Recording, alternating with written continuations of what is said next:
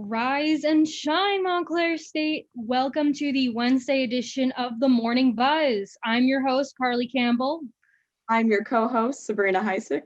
And I just wanted to say before we begin, happy 6 years of the Morning Buzz.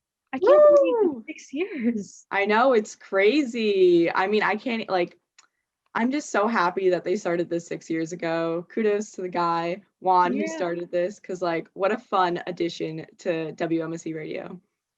definitely. It's kind of shocking that this has been around for 6 years. I thought it would be much longer, but nonetheless, I'm glad that over these 6 years, we've been able to start your morning with some nice gossip, your news, your weather, your sports, everything you need for a nice balanced media diet. And speaking of media diet, let's take it to our newscast with Thomas Tarter. Thomas? All right, good morning, Montclair, New Jersey. I am Tom coming here with the news today. First, breaking news this morning, according to NBC News, the United Kingdom has become the first country to formally approve of the Pfizer vaccine. The initial vaccines are set to be given out next week to healthcare workers, nursing home staff, and people over 80 years of age. Prime Minister Boris Johnson has called the vaccine fantastic and states that it will allow his citizens to slowly return back to normal life. Keeping with the COVID theme here, according to NBC News, the Center for Disease Control panel decided yesterday to distribute the initial COVID-19 vaccine to healthcare workers and residents of nursing homes. The advisory board met virtually and voted for the measure by a 13-1 margin. The initial vaccine is projected to be distributed at the end of the year, however, not to be widely available until the spring of next year. Finally, according to NBC News, President Trump is contemplating announcing his bid for the presidency in the 2024 election on January 20th, 2021, the day that Joe Biden is set to take the oath of office. According to reports from people in President Trump's inner circle, the president does not plan to invite the president-elect to the White House and does not plan on attending the inauguration. Your weather for today is a high of 43 degrees Fahrenheit and a low of 29 degrees. Now back to studio. Excellent. Thank you, Thomas. Now let's take it to our 2-minute warning with Campbell Donovan. Campbell? Thank you, Carly. Good morning here on 90.3 WMC Upper Montclair, the voice of Montclair State University. It's now time for the 2-minute warning. Today, on Wednesday, yes, we have a Wednesday game.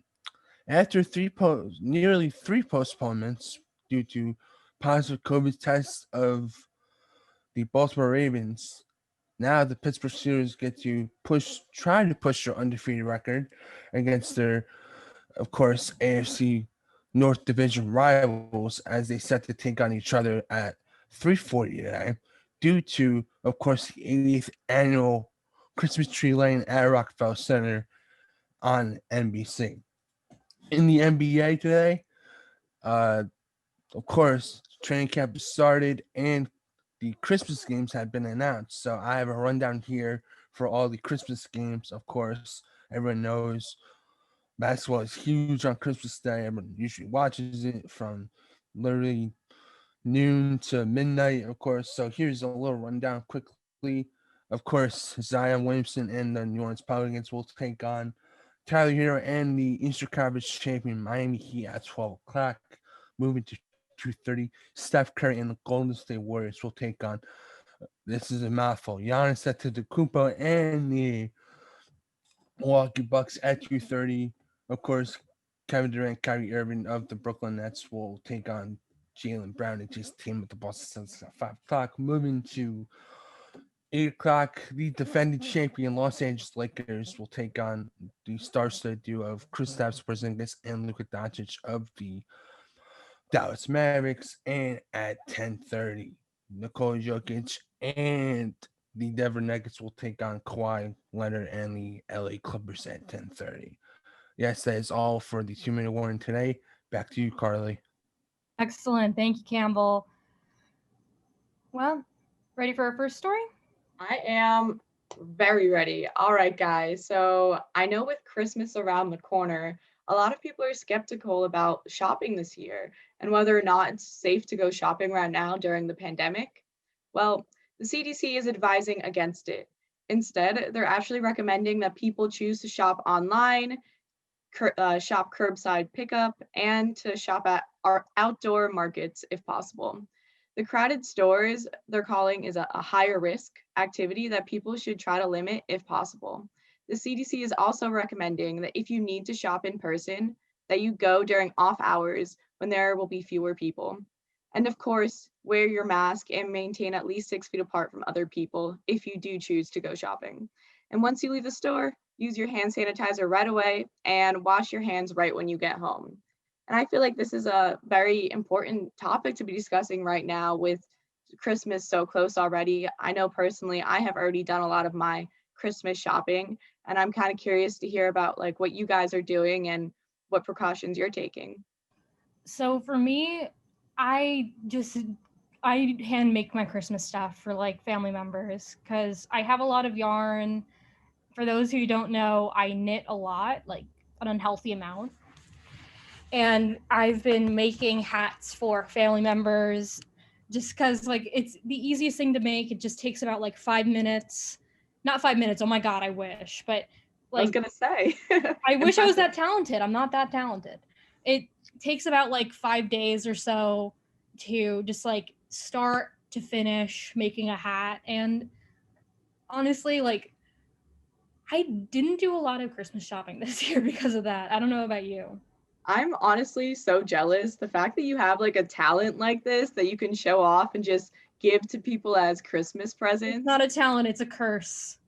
It's a curse. Carly, that's so like cool. Like you don't have to do any actual shopping. You can I mean, place, I do because I like guess for yarn and like the, yeah, hold on, I'm just gonna adjust myself. that's true. I do actually have to go shopping. Like, for example, my boyfriend, like, we have a thing where it's like, all right, you get me something, just like make sure it's under $30. That way, neither of us feel super guilty. And I did end up getting him something. I just like, it's because when I asked him, okay, what do you want me to knit you? Like, do you want me to knit you a hat? And if so, what color? And he's like, oh yeah, make me a hat. And I'm like, okay, so what color do you want me to get? And he just said, the color of my soul. I didn't understand what he said, and he wouldn't clarify further than the color of my soul. Well, maybe like what's his favorite color? Like that's probably what I would try to go off of. He also doesn't give me a standard answer for like favorite color. Like he won't tell me. It's not like he's acting like if I give him the answer, it's like the CIA is gonna swing in and be like, he just disclosed a trade secret or something. In his defense, choosing your favorite color can be very difficult at times because It I is. know I'm at a point where I don't even know what my favorite color is because I just like too much of them. But going back to shopping, so I have actually done the majority of my shopping already. I chose to go in early November actually because I knew the cases were going to rise and there was going to be a higher risk each time I went, leading closer and closer to the holidays. So I actually chose to do like I only have like one more thing I need to get. So the majority of my shopping done in early November before the cases started getting too bad. But Thomas and Campbell, what are you guys planning to do for your Christmas shopping or holiday shopping? Well, I think every kid tries to snoop upon their parents and see what they got. So I'm kind of one of those people. So, and the myth is that the excitement and the anticipation grows on you when you become a young adult. So I think I really don't do Christmas shopping. Like I don't go with my parents for Christmas shopping, but if I sometimes I did, sometimes I didn't, but I mean, they usually do it, but I think yeah, it's like the wait, the surprise for those kids out there that don't know what they're getting. So yeah, Wait, let me so, just make sure I'm hearing this correctly. You're telling me that at you're 20 years old or 19? yeah, 19. 19 years old, you're still going and snooping to see what your Christmas presents are every year before the holidays. Just to clarify, is that what you're saying? Well, he's just checking It's to see it's what never too late to be a kid. I know. I'm He's not just saying checking it to is. see I what his just parents that's- got him. that's We're not talking about what Santa amazing. got him though. That's true. Santa works differently. So It you do know what you does. got this year already? Possibly. Oh my. All right, what about you, Thomas? I'm going a little bit of online shopping. I've been buying myself some hats and stuff. I'm mainly into sports like handball, and I'll be watching the game this afternoon unless somebody else decides to get COVID. Hopefully that won't happen. Wait, you said you're shopping for yourself? And my family, Oh, but okay, that's okay. later. At first Like, second, I was like, you're just shopping for yourself no, for the holidays? that's later. That's later. Okay. That's as we get towards the more towards the holiday. I also like to stay. I don't know. I've started decorating for the holidays now, but when I drive to work, one thing I like to do is I have a Frank Sinatra Christmas hit CD, so I'll turn up the heater in my car and I'll just like play that like and with the lights with my car lights on driving down the road. I love that. That I bet gets you like straight into the holiday spirit. Well, so my next question to you guys is like, do you guys feel safe going shopping in person right now? I don't think so. This is a personal opinion. Like, I know everyone's wearing masks, and hopefully people just remember to wear your mask. It's just, I should also disclose this. I'm still in quarantine because someone I know tested positive for COVID, and I'm currently waiting for test results. Because I want to go back to work during break. I don't know if it would be safe for anyone to go shopping in person, you know? Hmm. I will say though that like like every mall, every store that I have been into for the past month, that like I mean for the past several months, they've all required that you wear a face mask. It just like maybe it's because I was working during like June, like June, July, and a little bit of August when like the cases were down in comparison to right now where we had over 4 million cases in the month of November alone in the U.S. Like sometimes I would be the greeter for the store I was working at, and I'd be like, "Hi, welcome," and sometimes people forget to bring in their masks, and I'm like, "Oh, sir, ma'am, mask." And they're like, "Oh," and that's what happens most of the time. There's like one time where someone forgot a mask and they decided to like hold their shirt up to their nose and chin as if, that's going to cover them completely. And like they just like took a mask from the display thing that's like right at the door and just like was like, "Okay, I'm going to just pay for this, but let me just like wear this." Hmm. It's just like some people also do, those face shields and think it's like an adequate solution to wearing a mask. But wear a mask. It shouldn't be something that I have to like say straight up because some people are like, "Oh, I gotta wear my makeup or I gotta look a certain way, and wearing a mask's gonna mess up your face." It won't. It'll make your face look better. Masks are like an That's how amazing I look at it. I'm like, I don't have to put on makeup now. Like I could let my skin breathe in a way. I just got to put on the mask. Like I could look terrible and no one would even know it's me. Like it's a total Exactly. plus in my opinion. I mean, not for my general appearances, but like in that sense, I think it's plus.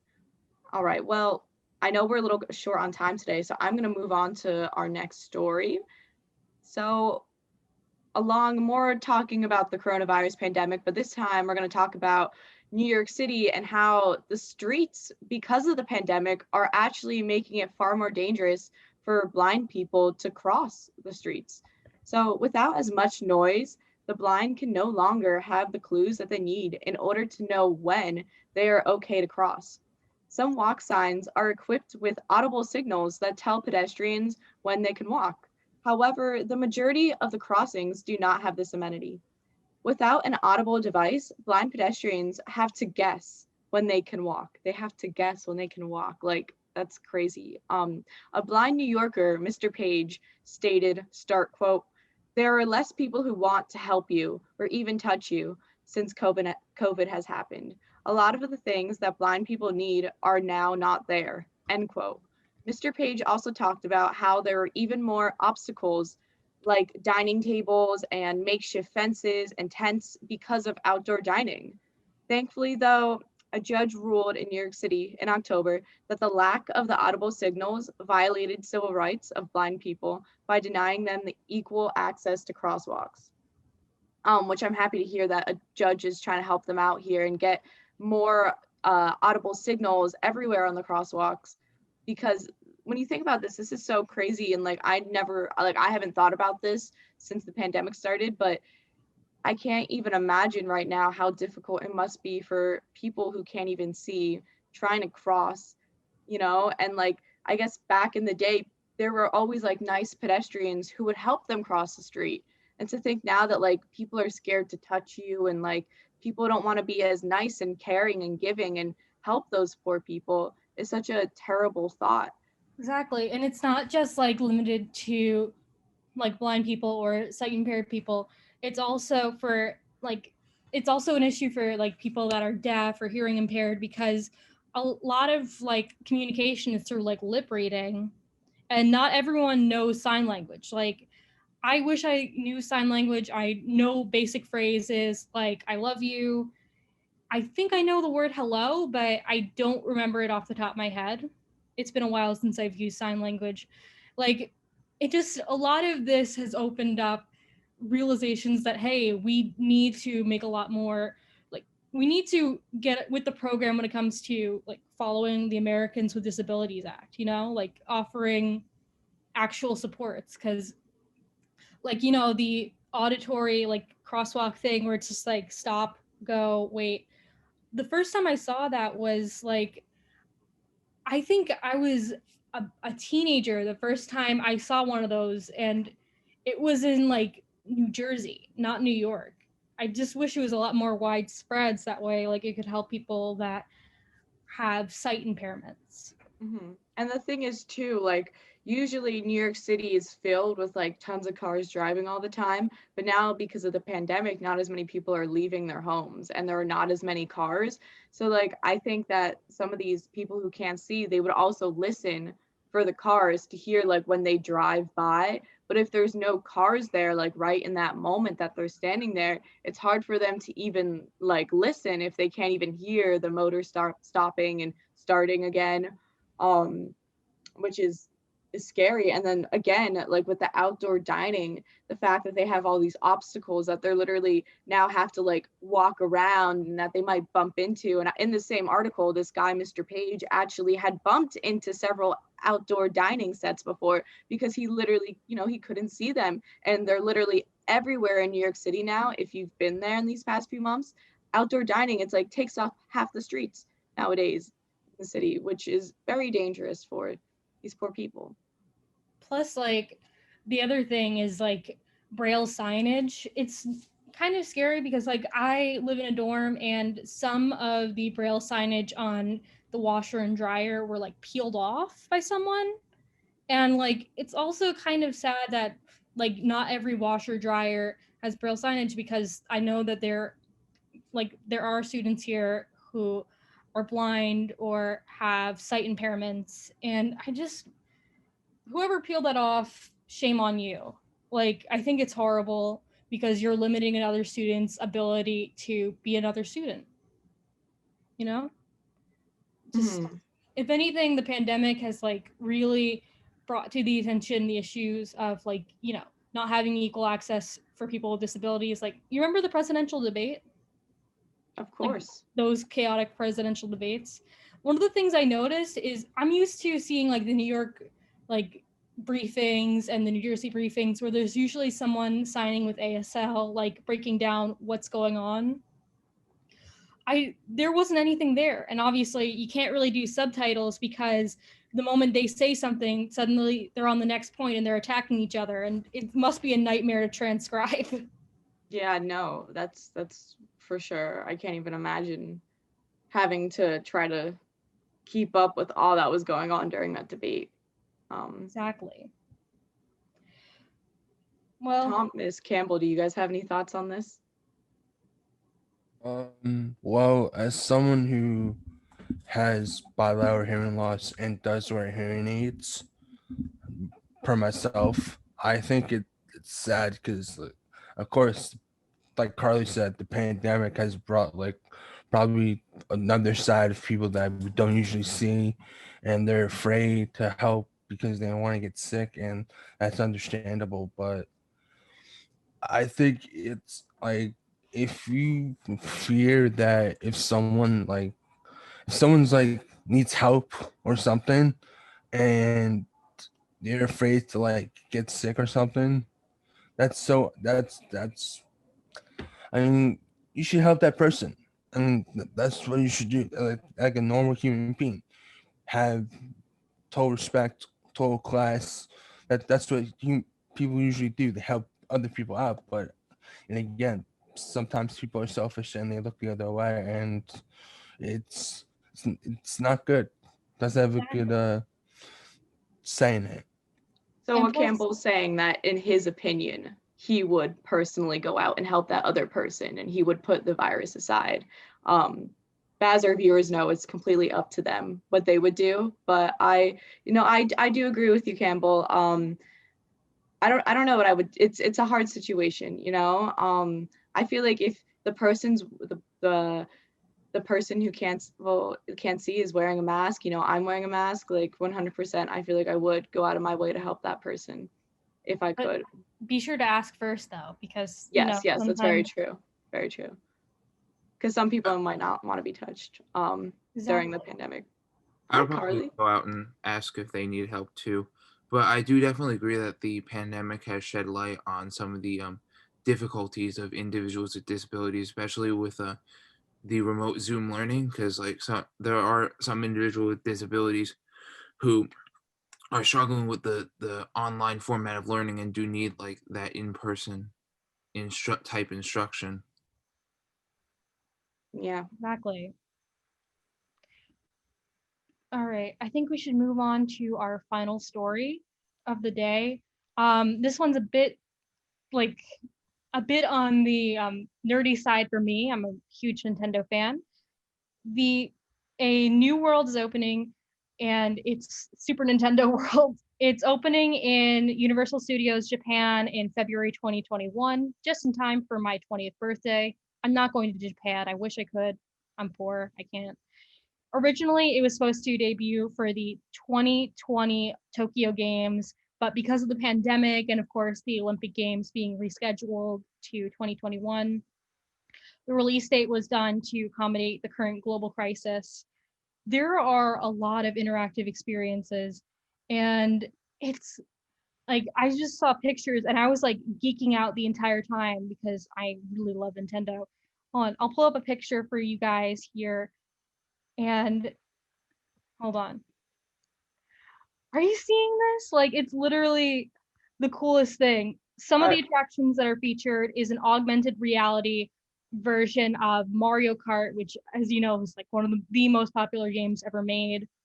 There's Princess Peach's Castle, Bowser's Castle, Yoshi's Adventure. There's exclusive merchandise. It's all this. Like, look at that. it just looks like such a colorful and like fun experience. Like I feel like if you go to this place that you're just gonna forget about all the negativity and all the bad things that happen and you're just gonna like be in the moment because this looks like such a fun and like positive vibes, like energy type of place that I think we all really need right now.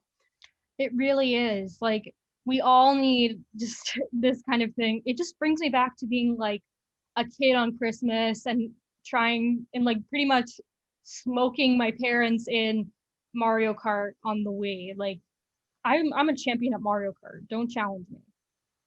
See, I was not a champion at Mario Kart. I was actually a champion at what was it called? Super Mario Brothers. I forget. I don't remember. I thought it was called Super Mario Brothers. Is that like a game? Because I don't remember what it was called, but it was not Mario Kart. But me and my brother used to play it all the time Mario back Galaxy, in the the good old days. the good old days of no taxes, just Mario Kart. Oh my God. And just like going on the Wii in the morning and like, oh, I used to have the Wii Fit and it would tell me like I'm obese and I'd be Oh, like, what? same. I'd be like, how is this possible? So I would be doing like the little stairs, like up and down the little thing for like a few hours. But what a good time. It looks so fun. Yeah, no, I it really does. I mean, and I really hope that by the time it opens, that people are more comfortable to go to the parks and people start getting the vaccine because I know like I would love to go to a theme park once I get the vaccine for sure. Cause like I love Six Flags. I love roller coasters and just the vibe they give off. Mm. Like it just makes me so happy like to be in that type of place with all that energy. This is a small detail. It's more of a visual one, but for one of the rides, I think I saw this when they were doing construction, but they were testing out one aspect of like one of the buildings. Like, you know, when you play like a Mario game and like the coins spin around in a circle, Mhm. they had that like as like a little prop thing. It's like constant. And I think that's so cute. And that just like, it made me feel like I was a kid again, you know? And I think that's the whole point of these amusement parks, to make you feel like a kid again. Yeah. Like to be like nostalgic and to make you go back in time to when this you literally used to be your everything. Yeah. All right. Before we go on our break, just a reminder, we are going to celebrate the 6th anniversary of the Morning Buzz here with one of the creators of the original Buzz, Juan Contla. And we're just going to go take it to a break and see you in a bit. And welcome back to the Morning Buzz here on 90.3 WMSC Upper Montclair. My name is Louis Biontalillo. You're one of your newscasters for the Wednesday Buzz, and I'm, of course, always joined by the lovely, the wonderful Amanda Marino. I'm not usually here on air. I'm usually on the back end on the Wednesday show, but I'm also the Assistant Morning Buzz producer. And we are so excited to celebrate the 6th anniversary of the Morning Buzz. Lewis, can you believe it's the 6th anniversary? 6 years. Like, I look back where I was 6 years ago, and I wasn't thinking of college yet. So. I wasn't thinking, I don't even think radio 6 years ago, honestly. And I am so thrilled that we could bring on one of the original founders and creators of the Morning Buzz. I'm hoping I'm going to get his name right, Juan Consola. And he's here with us to talk a little bit about the Morning Buzz. Juan, you here? Hi, everyone. Here I am. Thanks for having me. Hi, how are you? Doing good. Doing good. Thanks for having me. Yeah, no problem. Lewis and I are like so psyched to talk to you because this is like, it's like a crazy moment, honestly, to have, because like, first of all, we're on Zoom. I wish we could have you in studio. But like, this is awesome. Like for me, I started radio this year, and Morning Buzz was the way for me to quickly like come on to air and everything. And the fact that we could have someone that like started it all and like here with us today and can kind of talk about his experiences like creating the buzz and stuff, like I'm excited. Yeah, absolutely. I don't think a lot of people, I think that was actually the driving force behind the Morning Buzz, which was a tool to get people and students on air that normally wouldn't have that opportunity right out the get-go. Mm-hmm. I think that when a student was interested in WMSC and radio in general, the process at times was a little slow to get them on because they had to go through the ADJ program in order for them to get them on air. This show was kind of my way to keep the interest there, but at the same time throw them on air as fast as I possibly could, because what I learned during my time there at WMSC was sometimes students, I want to say, interest wanes after a while if they don't get hands-on experience right away. And Morning Buzz was like the perfect tool to keep people around. It also gave me enough time to grow a team, not only the news team, but just team in general for the Morning Buzz, in order to have enough staff to cover the various shifts we had throughout my time there. Were you on the news team when you were here? Yeah, so when I helped create the Morning Buzz, I was the news director. So I'm idolizing you now. I am the news director now. So I'm your successor. You're my predecessor. that's very kind. Glad to be speaking in the flesh. So when you came up with the Morning Buzz, first of all, you probably all were pretty excited on the first day. You're there. What made the Morning Buzz completely different than every other show? Like, what made you so excited about it? I think it was more of the idea of having more general news content, because the one thing that I noticed during my time there was, okay, I was one of the news directors. What can I bring to the table? Because at the time, the sports programming was starting to kick up, and it was becoming something really, really big and consistent. Uh, and the music department, every department had something to bring to the table on air, at least. News department at the time, we just began the newscasts that aired every couple hours a day. And I believe we had the morning, mid-afternoon, and then evening newscasts. But we wanted something more. We wanted a bigger presence on there rather than just a member from a news team coming into the studio, reading a newscast during someone's show, and then signing off. We wanted more. And I think that with news, you're able to bring a little something more. You're a little something, a little bit of everything, a little bit of sports, entertainment, world news, politics, everything. Like you can bundle it all together and put it in one show. And that's why it was something that it was also something that allowed me to bring multiple different types of people into the show. It wasn't just two hosts, it was various people. I remember the first studio show we held, which was like, I guess, a test run of it, because we didn't air it, we just recorded it. And I definitely don't want to hear what it was, because it was a mess. That show, I believe at the time we were in Schmidt Hall. We had, I was on the board. There were like 4 people in the first studio, and then studio B, we had another 4. It was a mess. It was like over 8 people on the first show. It always seems that way. Like before the pandemic, the more people you have, the more chaotic it's gonna be. Oh, for sure. For sure. And like obviously, like you were saying, like that original format, you were trying to like play around a little bit and stuff with like how many people you wanted, how did we want to run the show? Like, what did you guys end up going with at first after you guys did those few test runs and stuff? Like, what was the best format for you guys to roll with? I think having the double co-host was probably the best idea we could have come up with. And then with that, you also have to find 2 personalities who are able to maintain an on-air presence and maintain that sort of control. But along with that, I also felt that you need a strong producer in there to kind of map the road for your hosts to go. So that's why I always called myself the unofficial third co-host, because I would always chime in, even though I was always the board up. It was always a thing where I never wanted to be a host, but I would always have a mic on.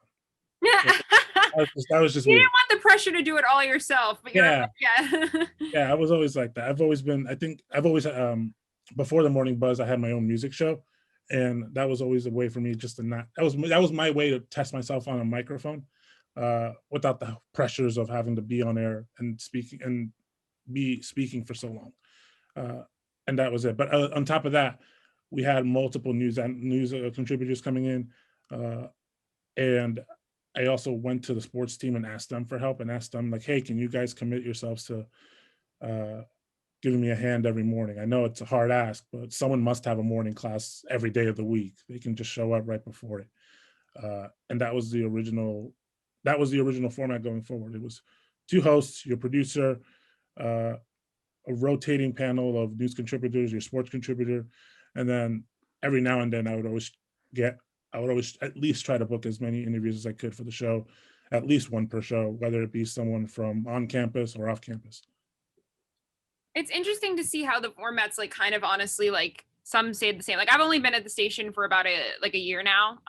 Yeah, about a year. That's crazy. But like when I started, when we were still in studio, like before all the COVID stuff, we were doing the 2 host thing, and we did like a news contributor rotating out contributors, and then we had a sportscaster, and we also had an entertainment contributor.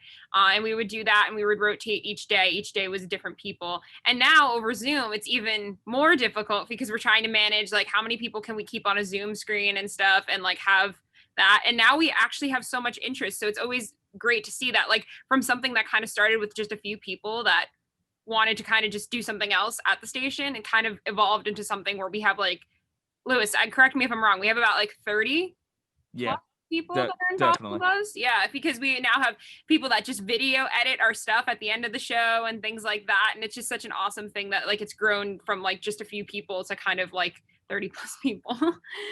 And that's awesome to see. I know that we have a bunch of people, those 30 people that work on the buzz today. They're listening in right now. So what's the message that you, the originator of the morning buzz, would give? What advice would you give to us? Don't be discouraged when sometimes the news is a little hard and the news is a little dark. That was one of the biggest challenges that me and the team had back in around my senior year. That was around the 2016 presidential election.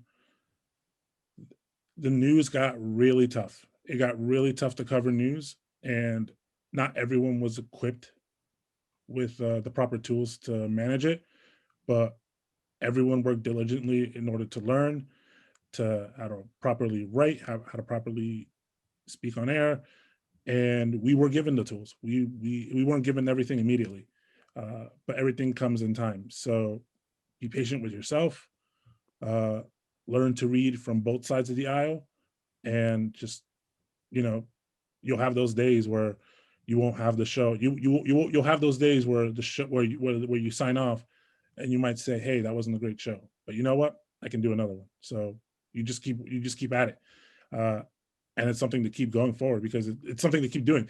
Because I feel like the Morning Buzz is a great tool for not only just communication students, but just students in general, to get a better grasp as to whether it be public speaking or research or anything that you're focusing on. It's a great tool to put all your effort into.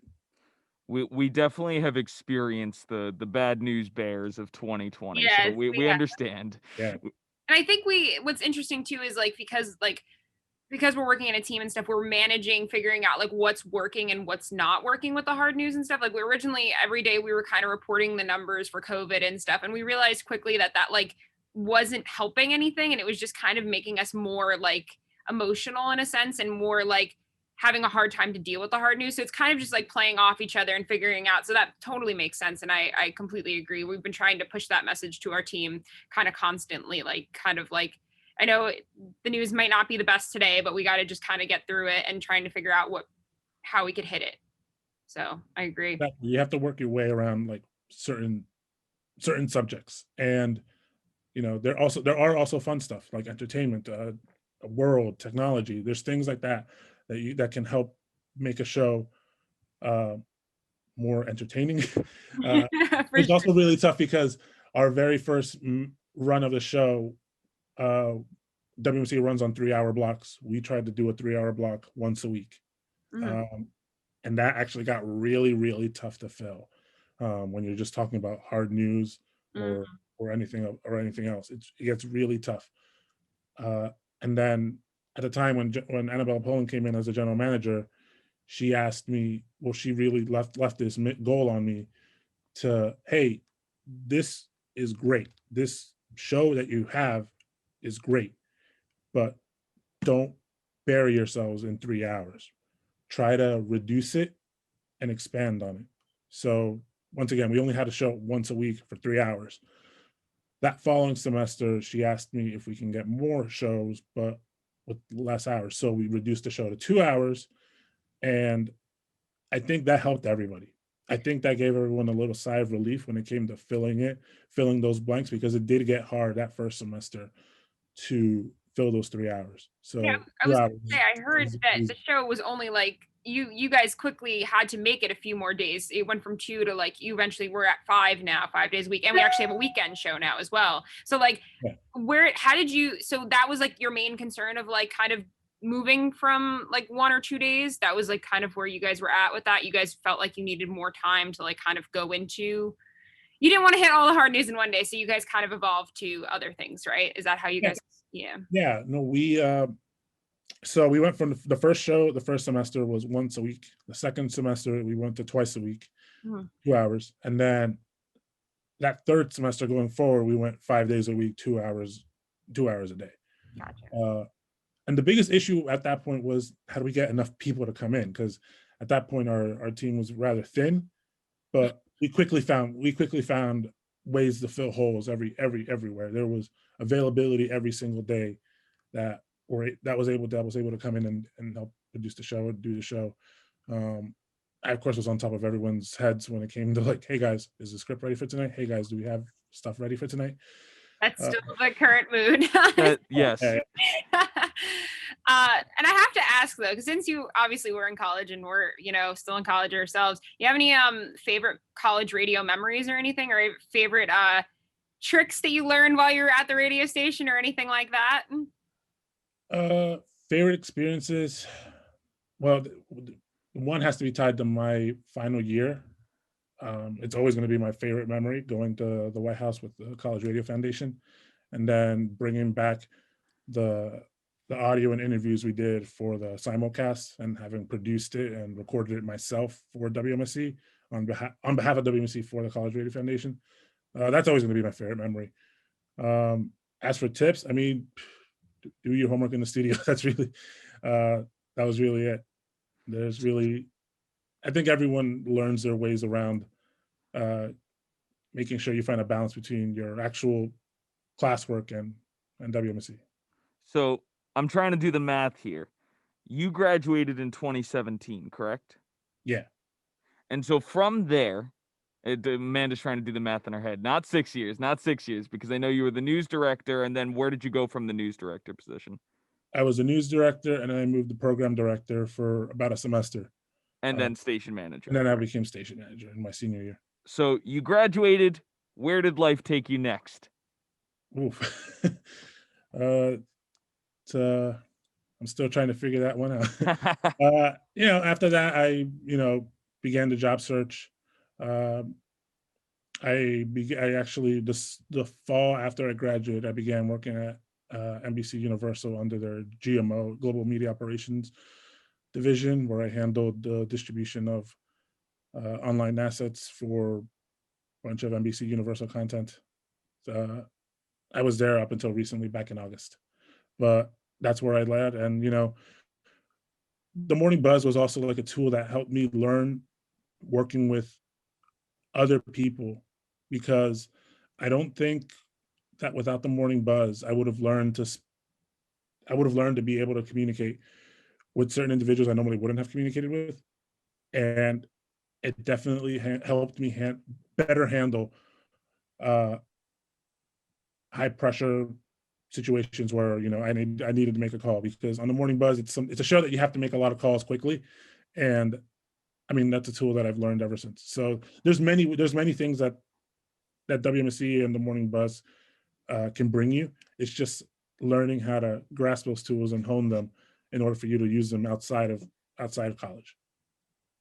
Yeah, I mean, that's great. I was actually going to ask you like how that Morning Buzz helped you in WMSC, and we tell everybody at the station, like, it helps you more than you think, whether it's like whether you're going to plan to go into radio or not. It like helps you time manage yourself. It helps you like think on the spot, like you said. So that's always great to hear that you learned something and you feel like you took something from the station and stuff with you onto your career. Yeah. And was just out of curiosity though, with that, was radio something you always kind of wanted to do in college, or was that something you kind of just picked up and then were like kind of glad you did? The latter. Because I had no idea that Montclair State had a radio station. I found out through someone I met during Red Hawk Day, my freshman year. I was an undeclared student my first year, so I was kind of trying to figure out where I would go after that. And I definitely, after being at WMSC for about a semester or so, I kind of learned that that's something I wanted to do, because I wanted to become a storyteller. That's something that I really did have a passion for, especially with the Morning Buzz. And it helped me figure out what I wanted to do. So I became an English major with a journalism minor after being at WMSC. It kind of helped me learn. It kind of helped me realize what I wanted to do. Mm-hmm. So that was a great tool in itself. So no, I never had any interest in radio. I never knew radio existed at Montclair. I'm super glad I did. I'm super grateful I did. And yeah, the rest was history after that. Have you had the opportunity to see our new studios? Yeah. I was kind of told that in my senior year, we'd be in that new studio. Oh no. But that never happened. So I kind of got the latter half. I did visit as during alumni takeover and hosted a show there. I'm definitely glad I did, because those studios are nice. They're really nice, right? How much of a difference are these studios versus the ones that we used to have? Not that much because the board is the same. Right. The computers are, I believe they're still the same ones we had in uh, but I Just the think new room. yeah, I think the only thing that would be different was the fact that you don't have that glass wall. I don't know if you guys have ever seen Schmidt, but there was a glass wall in between Studio A and Studio B where you could see into. Uh, and that was actually a really easy tool when you were off air or you were on air and you couldn't vocally tell them, hey, like we're about to go live. You kind of had to just wave at them and be like, we're gonna go live in a couple seconds. I think that's the only thing that I would find different. But I never had the chance to do that. So I don't know how you guys handle when you have a packed studio. Who needs Windows these days? We got Zoom. Yeah, exactly. Yeah, that's literally what's happened, honestly, this year. It's been like all through Zoom. So we've been communicating and like signaling through Zoom. I mean, like, look at us now. I mean, we finally were able to go back to campus. Lewis is in studio right now, like taking us to air. And then we're here on Zoom, taking it to Facebook and eventually on YouTube and stuff. So it's just evolved a little differently as of right now, which, you know, change is always good, I guess, too. Yeah, I commend you guys for that because this is different. And it's definitely not how it's really hard because you don't have that sort of leeway when it comes to being on air. And you guys now have to be on Zoom. You guys have to now distribute to Facebook and such. I mean, I commend you guys. You guys have worked diligently to have this. And I've been watching ever since. I mean, I've always followed WMC after I graduated. And the odd time I'll hear from time to time. So yeah, I commend you guys. You guys have been doing a great job with Zoom. That's awesome. But like that makes me feel so good that like you like no, I'm sorry. I love that. I really do that. Like I love that the alumni have such a network that they can come back and feel like that they can go back and listen to like the things that are still being programmed and feel like, wow, I was part of that, or wow, I helped create that. Like, so that actually stems on to like one of our other questions being like, how does it feel kind of like 6 years later, like with the buzz, something that you helped kind of come to life is now still here and now bigger and still happening even during a pandemic? Like, how does that make you feel? Did you think it was ever going to last this long? Like, what are your thoughts? You know, I got that same question on our first anniversary. I'm just happy. I'm glad. The show was always a tool that I wanted to leave behind even after I graduated. It was always something that I wanted to just leave and hope that someone takes over. And I'm glad the interest was there when I left, that it just kept on going and going afterwards. And I think going forward, I think that the interest will always be there. But I mean, I'm just glad because it's something that, like I said, is really powerful for students to learn and get that grasp to get on air sooner than they would through an ADJ program. And I'm not saying don't do that. Do that as well. Do both. You both. we have a lot of students that do both, and yeah. I just want to share something with you. Sure. When this pandemic first became a thing here in New Jersey, and all the lockdowns started, our general manager, Annabella Poland, she said, well, we're going to do a bunch of pre-recorded shows for the music shows. That'll work. We'll make sure that we can get those to air, but we have to get the morning buzz on. That was one of our biggest priorities right from the get-go. The morning buzz needed to go on. Mhm. And so it's become literally our flagship show here at WMSC. Like, anybody on campus, if anybody listens to our station, it's the morning buzz. That's what people listen to. Yeah, absolutely. I think that one thing that I learned after my first year or so with the morning buzz was that was an important tool that eventually became the driving force behind WMSC. Because in the year of my graduation, we received the Marconi nomination for Best Non-Commercial Station, and I know for a fact that the morning buzz had something to do with it, because again, it took away from the typical college station, which other stations do have their morning shows, but I feel like one thing that I mentioned constantly one thing I remember hearing constantly when it came to talking to other students in college radio was, how do you guys do that? Why do you guys do that? There's no need for it. But no, there is a need, because you need that type of, I want to quote unquote, like job experience type real world experience, and this gives it to you. This gives that to students, and it's something that is important for them. It's something that can be used in for the right reasons. Also behind morning shows, just a quick fact. The reason I wanted to do a morning show because I hated every morning show on on terrestrial radio at the time. So that was another tool behind it. So I always hated it when I said to students, "Oh, you mean like this morning show on this station?" I'm not going to name any, but but I think you guys know which ones I'm talking about. No, I mean that completely makes sense because if you don't like something that's being put out there, you kind of want to make your own. life is you need to go put something out better, and that's you guys created that, especially at a college radio station. It's awesome, and I feel like it's definitely evolved to hopefully what you like and hopefully what has come from it. I did have to ask though, Sure. as just a random question / thought. So where'd you come up with the name? The Morning Buzz. Honestly, I have no. Honestly, I don't know. I don't remember actually. I don't think I remember how we came up with that name. I think we had a show called The Campus Buzz, and I think I just kind of ripped it off that. That's fair. Listen, that's I'm fair. being honest. I'm being honest because I don't think we knew what the name would be, and I kind of just heard that one. And I was like, "What can we get the Morning Buzz?" And I think it just went with that. I definitely do love calling it the Morning Buzz now because it's just like it's just good workaround with emojis and stuff. One of like a I want to say I'm the words I'm losing the word right now, but one of the tools we used to like instead of writing the Morning Buzz in text, we just put the coffee bee emoji so everyone knew what it was. So that's why I liked it a lot. That's why I just called it that ever since on text. I never really called it the Morning Buzz on a text message. Well, I just was confirmed for me that it was the Campus Buzz, and that was why you guys switched to the Morning Buzz. No, that was still a thing. I just ripped it off that. Yeah. I mean, like it was like that's why you got the name though. Annabella just confirmed that with me. Oh yeah, there we go. I ripped it off that.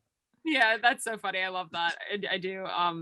So I think Amanda and I can both agree that we're a little upset here.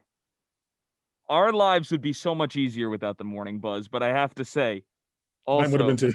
also not as much fun. So Yeah. it's a love-hate relationship we're having with you over the computer right now. Yeah, no, I was a commuter when the Morning Buzz began, and I wasn't a car commuter. I was a bus commuter. So getting to campus before 8 a.m. was tough, and that was something I definitely hated myself for a little bit, but I got over it quickly.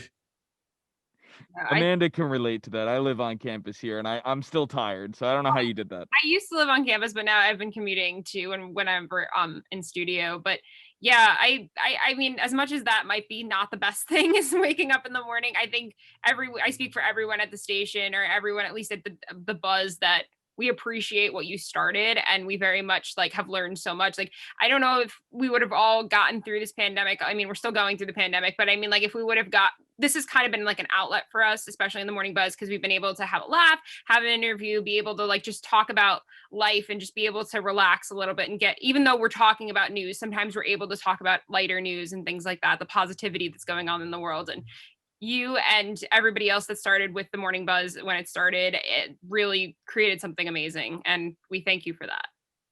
Thanks. And I really thank you guys for driving it forward because because what I did helped the group of students after me, but then you guys are going to do the same for the group of students that come after you guys. Yeah. So it's just something to keep pushing and keep doing and keep improving and keep building on. You know, and sorry, go ahead. The show we left isn't the show we have now, but it's better. It's only better because of it. So just keep doing it, keep improving it. Don't be afraid to try different things and just, you know, be creative with it. It's something that was meant to be built on. There was never no set format. So just keep working on it. And again, you guys have been great handling it. And, you know, I'm just, you know, every time I talk to like an alumni and they tell me, oh, the Morning Buzz is still a thing. Like, aren't you like proud of that? I'm like, heck yeah, I am. It's something that yeah, of course I am. And, you know, 100 years from now, it could still be happening. But I'm just glad it happened when it did, because it was something that was like you said, Lewis, a love-hate relationship, but you just love to do it. I do have to say though, is what I was going to say before was the way we still get people on the buzz is by saying it's the fastest way to air. So if that makes you feel good at all, that's Yeah, there we go. That was it. That was what I said every general meeting. You want to get on air? Come see me afterwards. literally it's our push. We do it every time, and that's always how we get more people involved. So yeah, that's about it. Lewis, you have anything else? Well, I want to ask, because there's one important thing that I ask all of our guests. And I don't really host usually, so this is a new thing for me on the buzz. I hope this is okay with our producer Amanda right here. But what's an artist that you really like right now, or a song that you really like? We're gonna take a song request from you right now. Oh, see, something that I told End the Annabella show. constantly right before was I was a big EDM guy, but after I left WMC, I was more indie pop because of all the rotations I had to hear constantly. And one band that me and the general manager Emma Poland both ended up enjoying so much was Churches after I left. So let's go with that. See if it's in there. Let's see. Hold on. What do you have a song? A particular song? I'll go with your choice. And none of their songs are bad in my opinion. And I just want to throw in that it is the top of the hour here at 90.3 WMSC, Upper Montclair, New Jersey. We are here with Juan today as we're talking the Buzz. We're talking about, it's the 6th anniversary of the Buzz, and we're celebrating today with Juan, and he's telling us about a little bit about his experiences as he started the Buzz and all. And we're gonna kind of close out the show with a song choice from Juan. All right. Thank you so much for being here with us today. Thank you Great. so much. We appreciate it. We loved talking to you. Thanks for having me. Happy to talk to you anytime. Thanks. And we will see you tomorrow for another edition of The Morning Buzz.